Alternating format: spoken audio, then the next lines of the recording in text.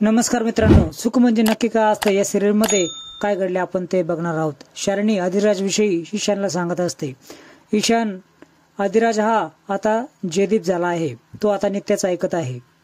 माझ्या एका विश्वासातला माणूस कमी झाला आहे म्हणून मी तुझी निवड केली आहे। नित्या आणि अधिराजची एक देखील सूड घेण्याची संधी मी सोडणार नाही असं ईशान बोलतो। मला जयदीपचं सत्य कळालं आहे हे त्यांना अजून माहीत नाही।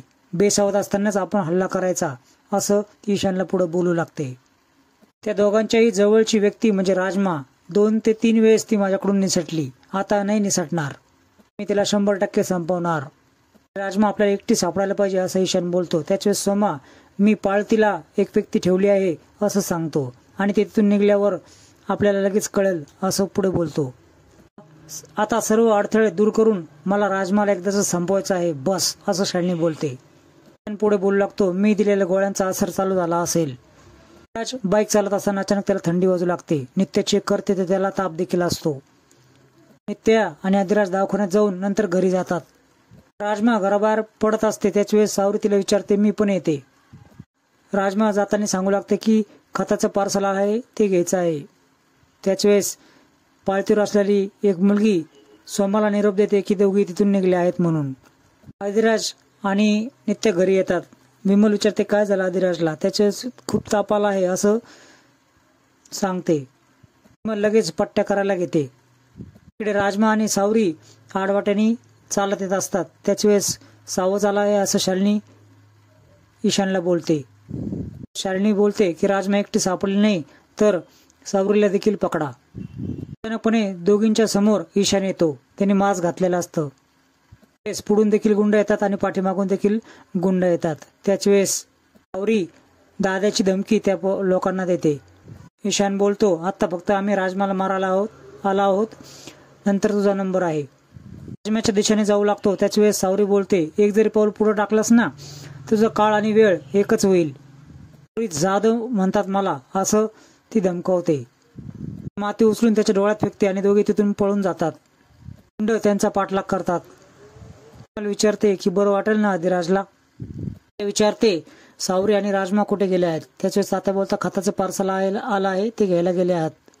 त्यात बाबा आणि आई असा आवाज जोरात अधिराज आणि त्याला ऐकू येतो। दोघेही विचारतात तुम्हाला ऐकू आला का आवाज। त्याचे नित्य हो बोलते। पळता पळता राजमाला ठेच लागते आणि राजमा खाली पडते। त्याच वेळेस ती सावरीला जा असं बोलते। त्याच वेळेस मी अशी काय जाऊ असं बोलते। सर्व गुंड पुन्हा तिच्या समोर येतात। सर्व घटना ती शालिनी बघत असते। त्याच वेळेस माझ्या जीवाला काही झालं तरी चालेल पण तू इथून पळ असं सावरीला ती बोलते। तिला सोडून मी जाणार नाही असं सावरी बोलते। माझ्या दादाची तू लेक आहे असं ती बोलते। राजमा जीव वाचवण्यासाठी एक दगड उचलते आणि एका गुंडाच्या दिशेने फेकते, पण तो गुंड दगड हुकवतो आणि तो सरळ शालिनीच्या खांद्याला येऊन जोरात लागतो।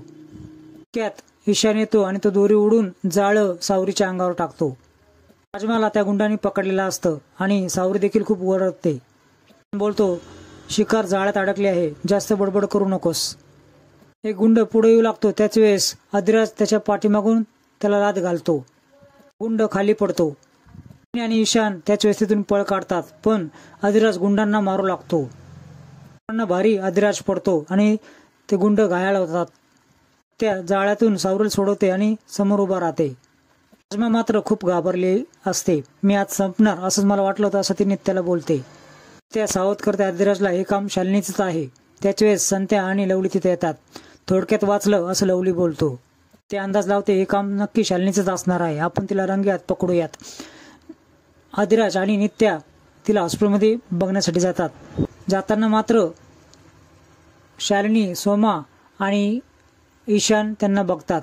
त्याचे सोमा बोलतो की दोघे हॉस्पिटलच्या दिशेने चालले आहेत, लपा पटकन।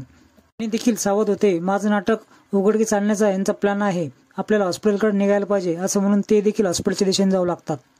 तेही हॉस्पिटलमध्ये पोहोचतात। त्यांच्या पाठोपाठ गाडीने शालिनी देखील येते आणि पाठीमागच्या दाराने हॉस्पिटलमध्ये जाऊन थांबते।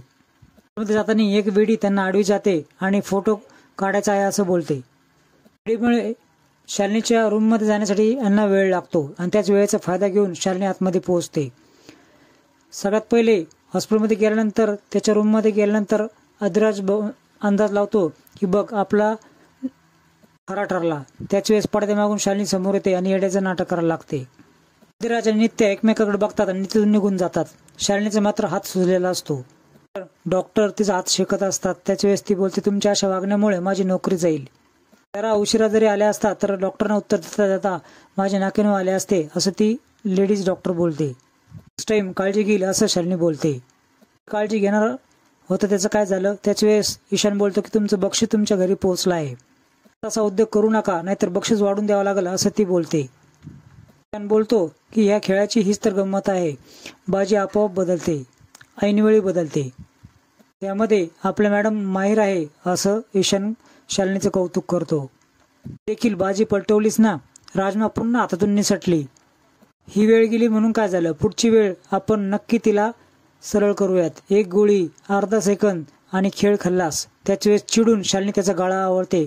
तो तडफडू लागतो. अशीच तडफडली पाहिजे राजमा असं तो बोलतो. सहजासहजी मेली नाही पाहिजे.